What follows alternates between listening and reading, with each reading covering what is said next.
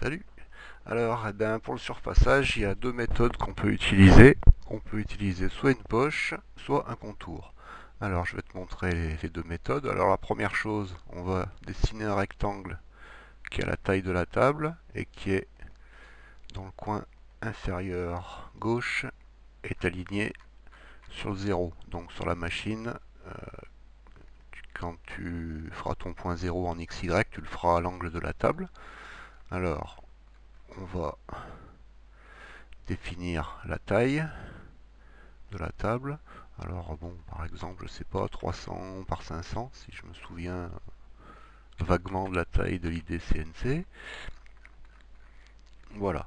Maintenant, méthode par usinage de poche, c'est tout simple, hein. Une fois qu'on a sélectionné le rectangle qui correspond à la table, on lui applique une opération de poche. On va mettre un outil, alors par exemple, je sais pas, une fraise de 20, hein, genre fraise de défonceuse assez standard.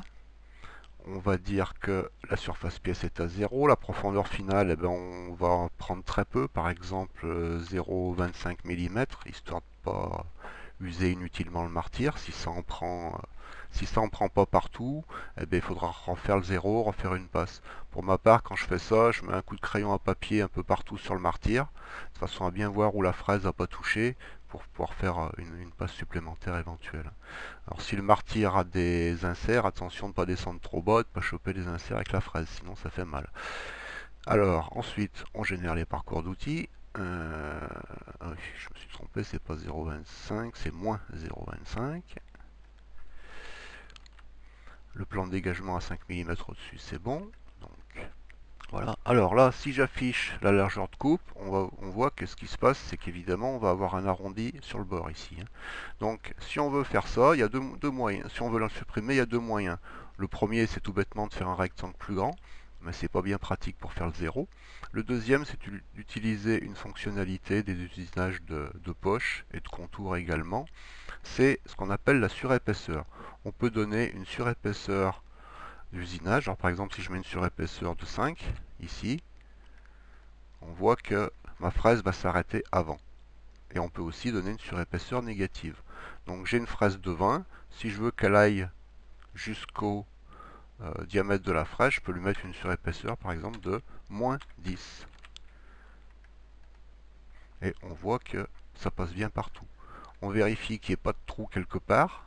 Si on voit des trous à l'usinage, c'est que le recouvrement n'est pas suffisant, par exemple, est trop important. Là j'ai un recouvrement de 0,6, mettons que je mette un recouvrement de 0,8. Hop, ah bah si, ça passe encore. Voilà. Mais par contre, on s'aperçoit que non, c'est bon, tout va bien. On peut donc le mettre à 0,8. Alors on va peut-être pas faire trop brutal, on va le laisser à 0,6. Et voilà. Donc voilà une méthode pour faire un surfaçage. Maintenant, deuxième méthode, on supprime l'opération de poche. On considère toujours que ce rectangle représente notre table. Et là, pour faire le surfaçage, on va avoir besoin d'une seule chose, un trait. Un trait qu'on va faire dépasser un petit peu sur le côté du rayon de la fraise, par exemple.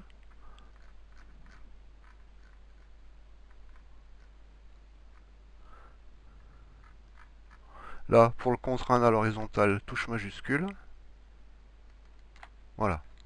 J'ai juste besoin d'un trait. Maintenant, ce trait, je lui applique une opération de contour. Je choisis toujours pareil ma fraise de 20. Ici, la profondeur finale, moins 0,25. Je génère mon parcours d'outils.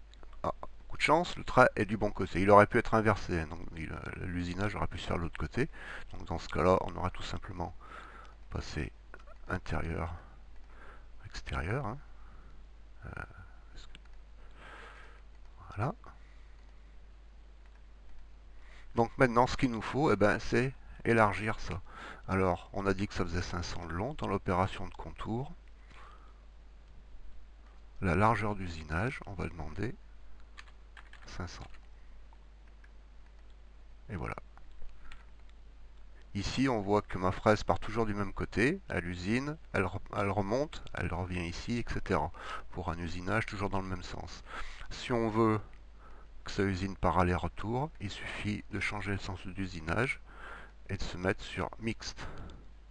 De cette manière, on revient un coup d'un côté, un coup de l'autre. On peut le vérifier, on peut faire vite fait un brut pour CutViewer, pour le tester sur CutViewer. Donc mon brut, il fait 300 par 500 par ce qu'on veut, 20. La surface de la pièce est à 0, il n'y a pas de décalage du brut. On voit que mon brut est bien là. J'ai bien Mac 3 CutViewer comme post-processeur. Je crée un fichier G-code.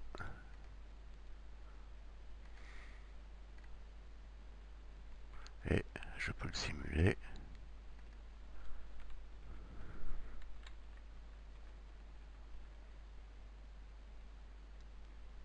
Et voilà mon usinage. Donc là, est-ce qu'il va bien jusqu'au bout partout? Oui, il va bien jusqu'au bout partout. Voilà. Salut!